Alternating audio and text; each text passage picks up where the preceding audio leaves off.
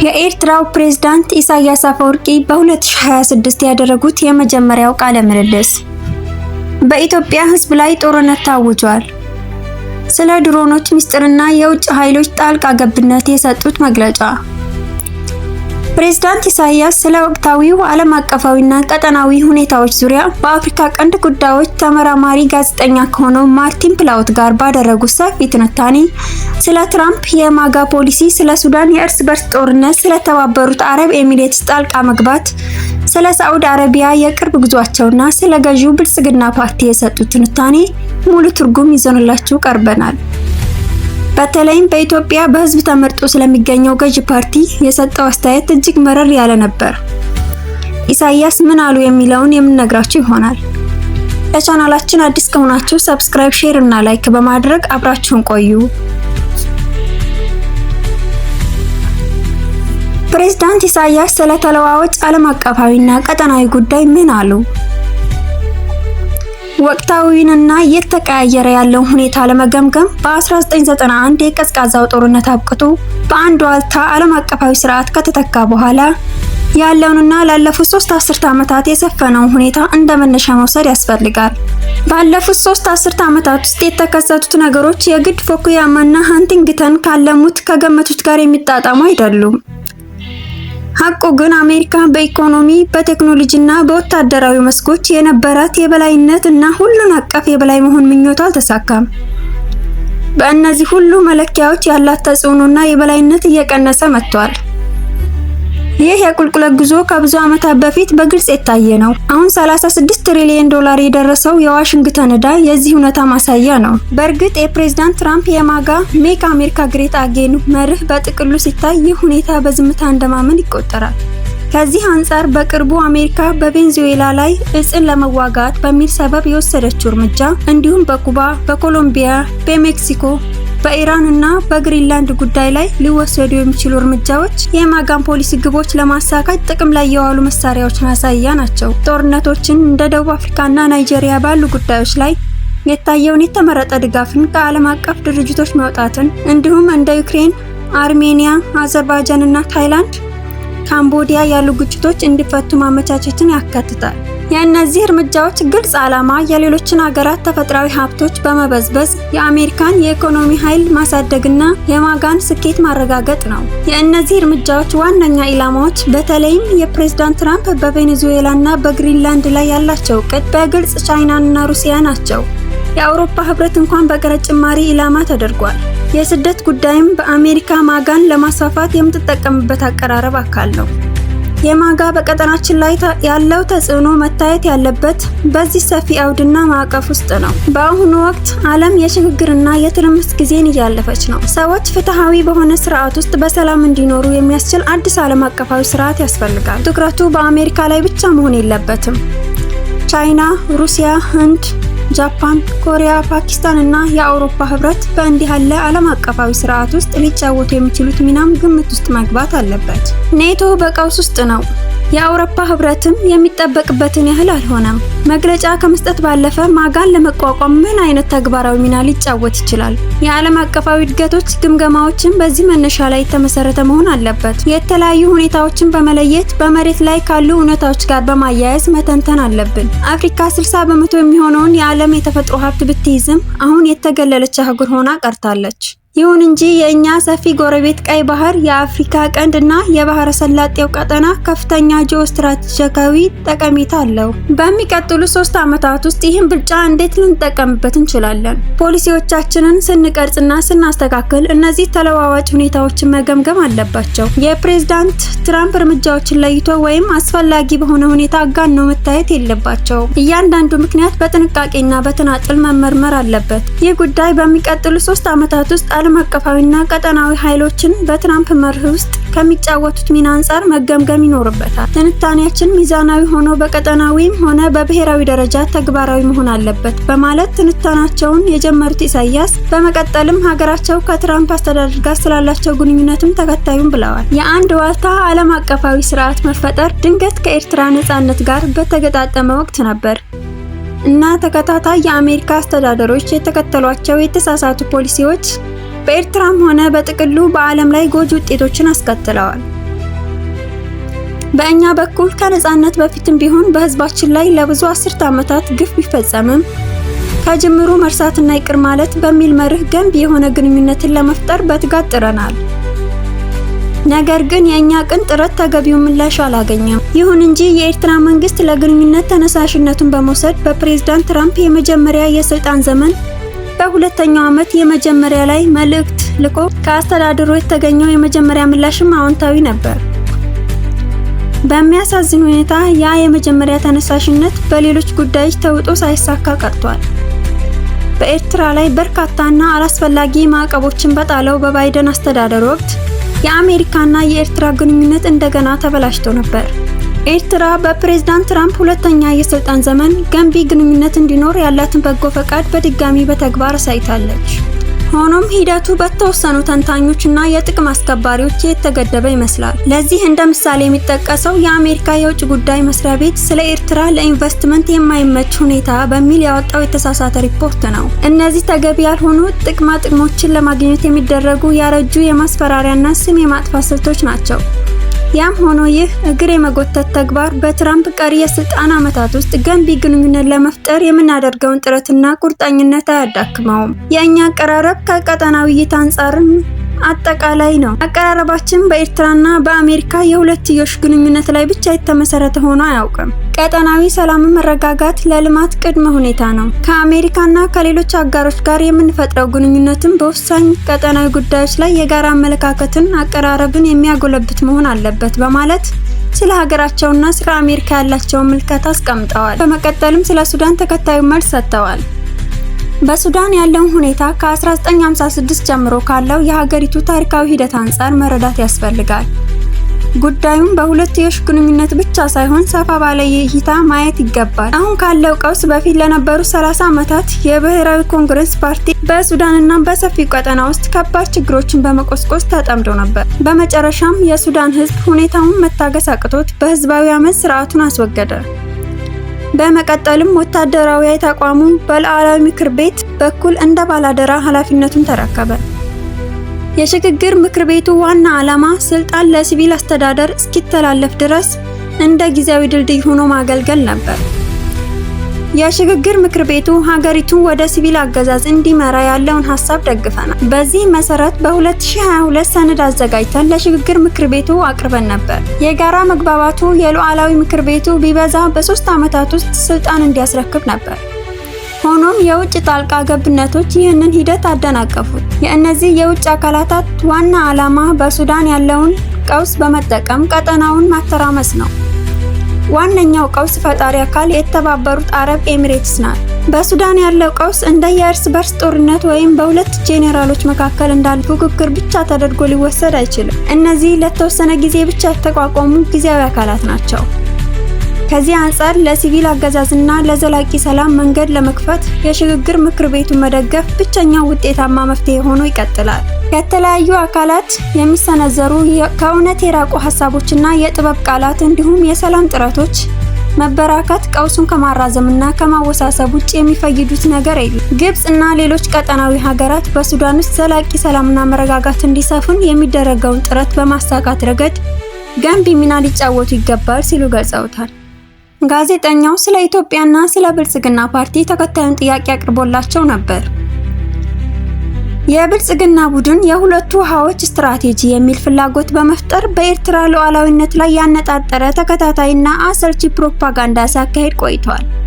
አንዳንዶች ይህ ከፍተኛ የፕሮፓጋንዳ ዘመቻ ለጦርነት ዝግጅት ነው፣ ስጋትም ነው እያሉ ነው። በሌላ በኩል የኢትዮጵያ የውስጣዊ ሁኔታ በትግራይ፣ በአማራ፣ በኦሮሚያና በሌሎች አካባቢዎች በጣም አሳሳቢ ነው። የኢትዮጵያ ወቅታዊ ጉዞ ወዴት እያመራ ነው? ለኤርትራስ ምን አንድምታ ይኖረዋል? የሚል ነበር። ለዚህ ጥያቄም ኢሳያስ ተከታዩን ብለዋል። ይህን ጥያቄ እንድታወጣው ልነግርህ አስቤ ነበር በማለት ስላቅ በተሞላበት ሳቅ ንግግራቸውን ጀመሩ። ቀጥለውም እንዲህ አሉት። 4 ፊደላት ያሉት ምህጻረ ቃል አለኝ። ሰነፍ፣ ከሳሪ፣ ስግብግብ፣ ፈሪ። ብልጽግና ይህን አጀንዳ አዘጋጅቶ ህዝቡን ለቀውስ ዳርጓል። እየተካሄደ ያለው ጦርነት በእውነት አስገራሚ ነው። እንዲህ ያለ አስገራሚ ነገር ሰምተን አናውቅም። ብዙ ነገሮችን አይተናል። ያለፉት የኢትዮጵያ ስርዓቶች ጦርነት አውጀዋል፣ ነገር ግን እንዲህ ያለ ነገር ተሰምቶ አያውቅም። ጥያቄው ለምንድን ነው እንዲህ ያሉ ጦርነቶች የሚታወጁት የሚለው ነው። የመጀመሪያው የጦርነት አዋጅ በኢትዮጵያ ሕዝብ ላይ ነው። ይህ የውሃዎች ወሬ ለጌጥ የቀረበ ነው። ጦርነት ያልታወጀበት አካል የለም። የውሃ ጦርነት በማን ላይ ነው የታወጀው? ለምን በቀጥታ ለእኛ ስለ ቀይ ባህር ጦርነት አትሉኝም? በአባይ ላይ ጦርነት እያካሄዳችሁ ነው፣ ለምን ብላችሁ ነው የምታካሂዱት? የታወጀው ጦርነት ማንን ይመለከታል? በፕሪቶሪያ ስምምነት ሰበብ ፋኖን ለማጥፋት በሚል ዓላማ በአማራ ሕዝብ ላይ ጦርነት ታወጀ። በትግራይ ላይ፣ በኦሮሞ ላይ፣ በሶማሌ ላይ፣ በአፋር ላይ ጦርነት ታወጀ። ለሚታወጁት ጦርነቶች ማብቂያ የላቸውም። ቡድኖች በየቀኑ ስለ ቀይ ባህርና የባህር በር እያሉ የሚያካሂዱትን ቅስቀሳ የሚሰማ ሰው ትዕግስት አለው እላለሁ። ወደ እንዲህ ያለ ቀውስ የሚገባው ሰነፍ ሰው ብቻ ነው። ሰነፍ፣ ከሳሪ፣ ፈሪ፣ ስግብግብ፣ እነዚህ የብልጽግና ዋነኛ መገለጫዎች ናቸው። እንዲህ አሉኝ እንዲህ ብለን መለስንላቸው በማለት ይህን ነገር ትልቅ ጉዳይ ማድረግ ሱስ ነው። የከሳሪዎች ሱስ፣ የስግብግቦች ሱስ ነው። የፈሪዎችና የሰነፎች ሱስ ነው። ከዚህ ውጭ ሌላ ትርጉም ሊኖረው አይችልም። ሰዎች ለምን በዚህ ይጨነቃሉ? ጦርነት ታውጇል፣ ድሮኖች እየመጡ ነው፣ ድሮኖችን ማን ነው የሚያመጣቸው? እነዚህ ሁሉ የጦርነት መሳሪያዎች ከውጭ ገዝቶ የሚያስገባው ማን ነው? ለእነዚህ ሁሉ ሴራዎች ድጋፍ የሚያደርገው ማን ነው? እዚህ የሚውለውን ገንዘብ ከየት ነው የሚመጣው? የሚገዙ ቅጥረኞችስ እነማን ናቸው? ለምንስ ይገዛሉ? በመሸጥስ ምን ጥቅም ለማግኘት ተስፋ ያደርጋሉ? እነዚህን አንድ በአንድ መመርመር ትችላለህ። ይህ ጨዋታ ስለ ብልጽግና ወይም ስለ ጸረ ብልጽግና አይደለም። ይህ የብልጽግና ፓርቲ አጀንዳ አይደለም፣ የሌሎች አጀንዳ ነው። ድጋፍ የሚያደርጉትን አካላት ቀደም ሲል ስለ ሱዳን ሁኔታ ከጠቀስኩት ለይቶ ማየት አይቻልም። ሁለቱንም ጦርነቶች የገንዘብ ድጋፍ እያደረገ ያለው ያው አንድ አካል ነው። ወደ መጨረሻው አካባቢ በአባይ ብሉ ናይል ላይ ሊሰነዘር ታስቦ የነበረው ጥቃት ወደ ኮርዶፋን የሚወስደውን መንገድ፣ በሱዳን ላይ የታወጁት ግንባሮች ከሊቢያ ወደ ቻድ፣ ወደ መካከለኛው አፍሪካ ሪፐብሊክ፣ ወደ ደቡብ ሱዳን፣ ወደ ኢትዮጵያና በእሷ በኩል ወደ አባይ ወደ ኮርዶፋን ለመንቀሳቀስ የታቀደው ይህ አዲስ ነገር አይደለም።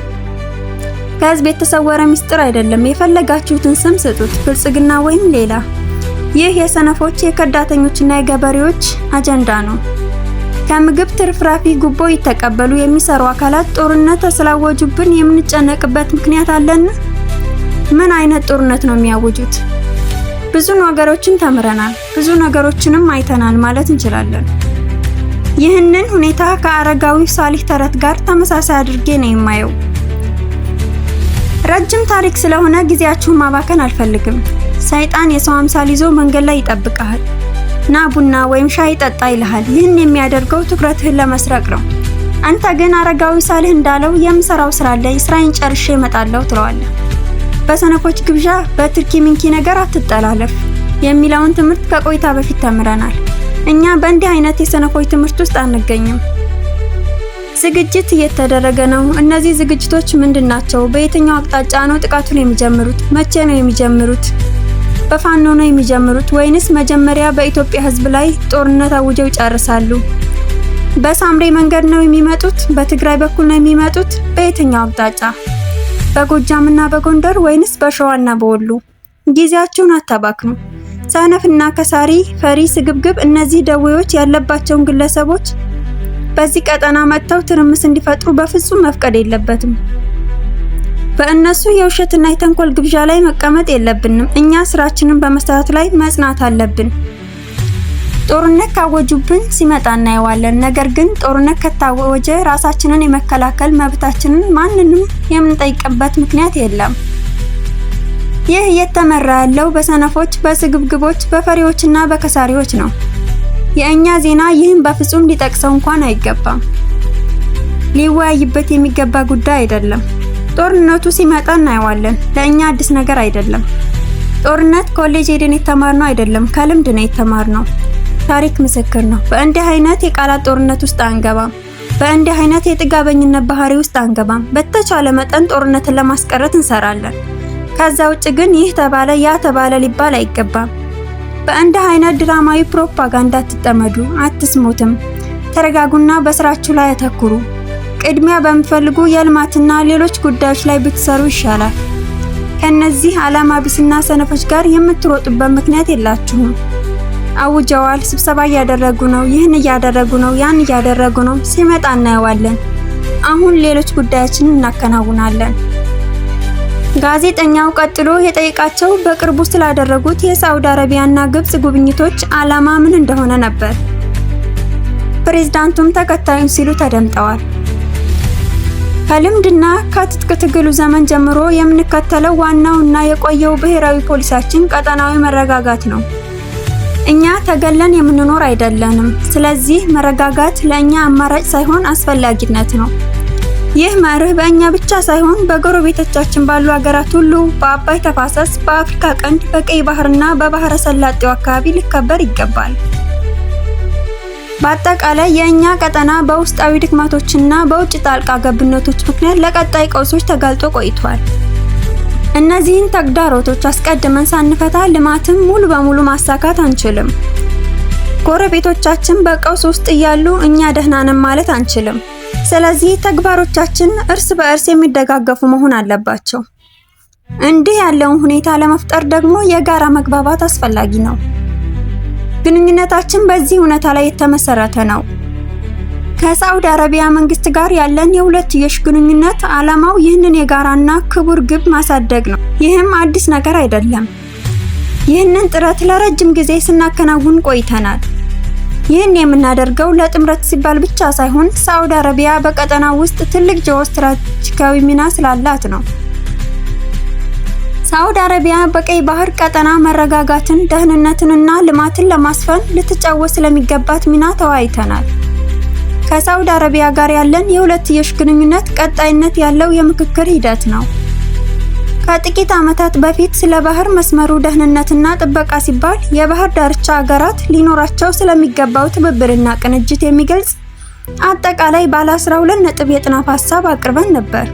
የእነዚህ ሐሳቦች ይዘት በእያንዳንዱ የባህር ዳርቻ ሀገር የየራሳቸውን የባህር ጠረፍ የመጠበቅ ኃላፊነት፣ እርስ በእርስ አቅምን ለማሳደግ በሁሉም የባህር ዳርቻ ሀገራት መካከል ትብብርን ማጠናከር፣ እንዲሁም አስፈላጊ ሆኖ ሲገኝ የባህር ላይ ወንበዴነትን፣ ህገወጥ ንግድን፣ የጥፋት ድርጊቶችን፣ የእጽ ዝውውርን ወዘተ ለመዋጋት የጋራ እርምጃ የሚወሰድባቸው መድረኮች፣ የአሰራር ዘዴዎች መፍጠር ዙሪያ የሚያጠነጥን ነው። በእነዚህ ስምምነቶች ውስጥ በግልጽ የተቀመጠ ጉዳይ የውጭ ኃይሎችና ቀጠናዊ የበላይነት ፈላጊ ኃይሎች በዚህ ወሳኝ የባህር መስመር ላይ ወታደራዊ መገኘታቸውን በማስፋፋት ሁኔታውን እንዳያወሳስቡት ማስወገድ ነው። በአጠቃላይ ከሳዑዲ አረቢያና ከግብጽ ጋር ያለን ግንኙነት ፍሬያማ ሆኖ ቀጥሏል። ከወቅታዊ የደህንነት ስጋቶች ባለፈ በቀጠናዊ ግጭቶች ላይ የጋራ አቀራረብ እንዲኖረን እንዲሁም በኢንቨስትመንትና በመሰረተ ልማት ላይ ሊኖረን ስለሚችል ትብብር በብዙ ጉዳዮች ላይ የጋራ መግባባት አለ። ጉብኝቶቹ በ2025 መገባደጃ ላይ የተደረጉ በመሆናቸው ለ2026 ቅድሚያ የሚሰጣቸውን ጉዳዮች እና ተግባራትን ለመወያየት እድል ሰጥተውናል በማለት ንግግራቸውን ከገቱ በኋላ ቀሪ ምልልሳቸው ስለ ሀገር ውስጥ ጉዳይ ያተኮረ ነበር። ውድ ተመልካቾች፣ የኤርትራው ፕሬዝዳንት ኢሳያስ አፈወርቂ ከማርቲን ፕላውት ጋር ያደረገውን ቃለ ምልልስ እንዴት አያችሁት? ሐሳባችሁን በኮሜንት አሳውቁን። ለዛሬ በዚህ አበቃን። ለቻናላችን አዲስ ከሆኑ ሰብስክራይብ፣ ሼር እና ላይክ በማድረግ አበረታቱን። ወቅታዊ ሚዲያ